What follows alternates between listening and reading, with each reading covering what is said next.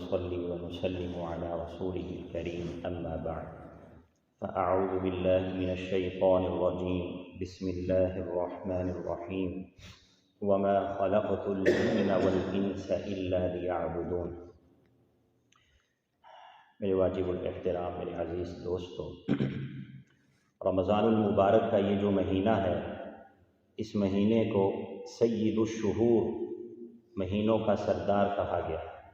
شہر مبارک، رمضان المبارک کے مہینے کو بابرکت مہینہ کہا گیا ہے، اور اس مہینے کو شہر اللہ کا مہینہ کہا گیا ہے کہ رمضان شریف کا جو مہینہ ہے یہ اللہ کا مہینہ ہے۔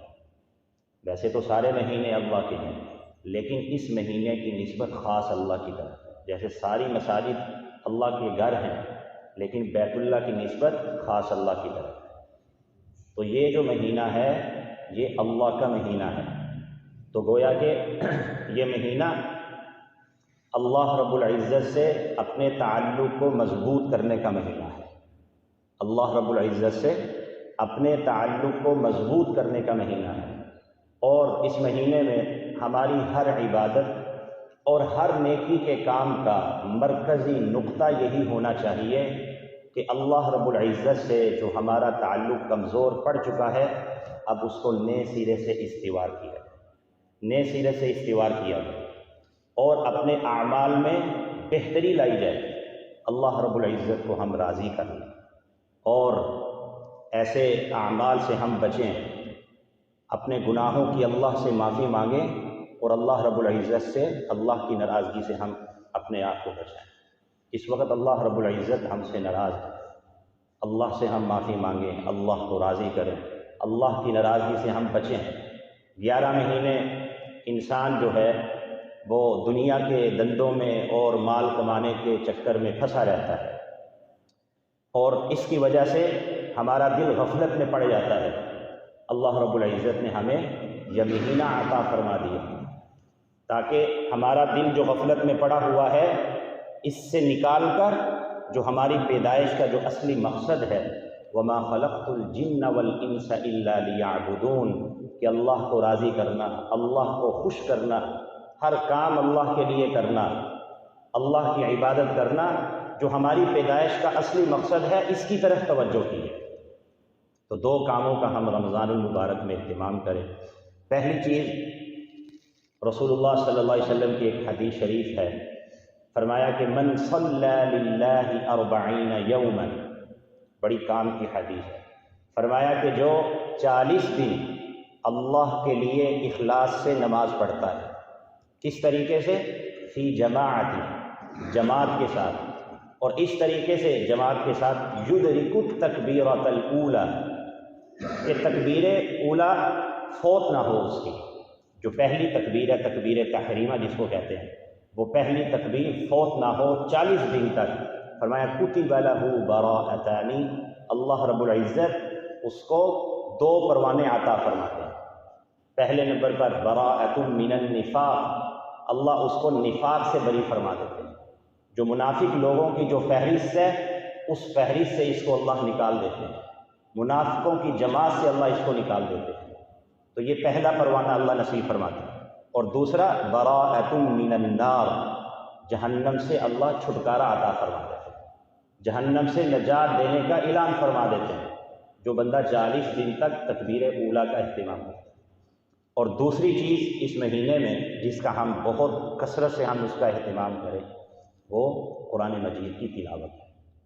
ہر وقت ہمارے پاس ہونا چاہیے مصحف، جو غیر حافظ ہیں ان کے پاس مصحف ہو، جو حافظ ہیں ان کے لیے تو خوش قسمتی ہے، چلتے پھرتے اٹھتے بیٹھتے آتے جاتے قرآن کی تلاوت ہے۔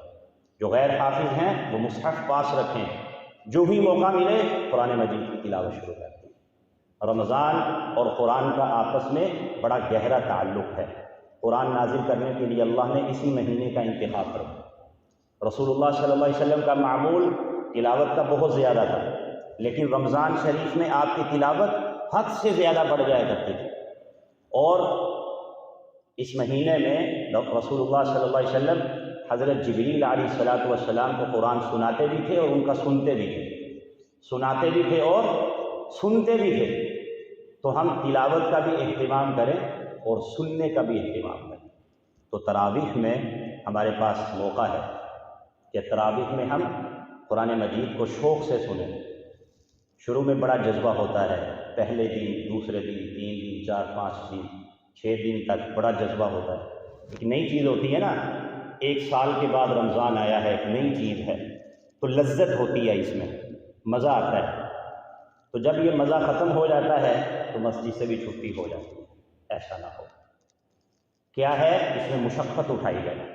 حضرت علی رضی اللہ تعالیٰ عنہ کیا فرمایا کرتے تھے کہ مجھے سخت گرمی کا روزہ پسند ہے، سخت گرمی کا روزہ، حالانکہ سردی کا بھی روزہ ہے، اتنا ہی ثواب ہے، لیکن سخت گرمی کا روزہ کیوں پسند ہے کہ مجھے پیاس لگے، مجھے خشکی محسوس ہو، تکلیف ہو، تو یہ میں مشقت برداشت کروں اللہ کی رضا کے لیے، اللہ کو دکھانے کے لیے۔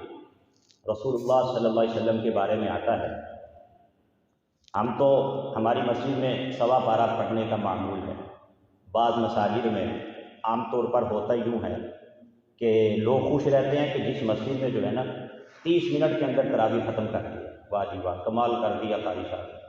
اور حالانکہ بڑی الحمدللہ ایسی مساجد ہیں قرآن مجید اچھے طریقے سے پڑھنے کا اہتمام کیا جاتا ہے، لیکن کچھ ایسی بھی ہیں جس کی وجہ سے لوگوں کی عادت بن جاتی ہے کہ بھئی 20 منٹ میں تراویح ختم کرو، 50 منٹ میں ختم ہو جائے، اور اتنا بھی نہیں پتہ کیا سنایا جا رہا ہے اور کیا سنا جا رہا ہے، نہ امام کو پتہ کیا پڑھ رہا ہوں اور نہ پیچھے لوگوں کو پتہ کیا سن رہے ہیں، بس یہ ہے کہ تراویح ختم کر دیا، تراویح ختم کر، اس کا کیا فائدہ؟ رسول اللہ صلی اللہ علیہ وسلم کے بارے میں آتا ہے کہ اللہ کے نبی جو رات کے وقت قیام فرمایا کرتے تھے، پہلی رکعت میں سورۃ البقرہ مکمل، پہلی 1 رکعت میں، ہم نے تو 2 دن میں سورہ بقرہ ختم کیا، ایک رات میں پہلی رکعت میں سورہ بقرہ مکمل، دوسری رکعت میں سورہ آل عمران مکمل، تیسری رکعت میں سورہ نساء مکمل، چوتھی رکعت میں سورہ مائدہ مکمل۔ اللہ کے نبی کے پاؤں سوج جایا کرتے تھے، ورم پڑ جایا کرتے تھے، صحابہ اکرام کہا کرتے تھے یا رسول اللہ اتنی مشقت آپ کو بخشائیں، تو اللہ کے نبی کا کیا جواب ہوتا تھا؟ افلا اکون عبدا شکورا، تو کیا میں اپنے پروردگار کا شکر گزار بندہ نہ بنوں؟ کیا میں اپنے پروردگار کا شکر گزار بندہ نہ بنوں؟ تو ہمارے اندر بھی یہ جذبہ ہو، شوق ہو کہ بھئی مشقت کے ساتھ ہم کھڑے رہیں۔ مزہ تو تبھی آئے گا نا جب مشقت ہوگی، جب مشقت نہیں تھی، یہ تو اپنے نفس کی لذت تھی، اپنے نفس کی لذت ہے، تو یہ بھی لذت حاصل کرنے کے لیے اللہ کو دکھانے کے اب مزہ تب آئے گا کہ جب تھک گئے ہم، اب کھڑے ہونے کو دل نہیں کر رہا، اب لذت ختم ہو گئی ہے، مشقت ہے، اب محنت ہے، اسی چیز کو ہم نے اللہ کے سامنے پیش کرنا، یہ ہمارے کام ہے۔ تو اس مشقت کو ہم نے اٹھانا ہے، روزے کے دوران بھی، قرآن مجید کی تلاوت کرنے کے لیے بھی، اور تراویح کے لیے بھی۔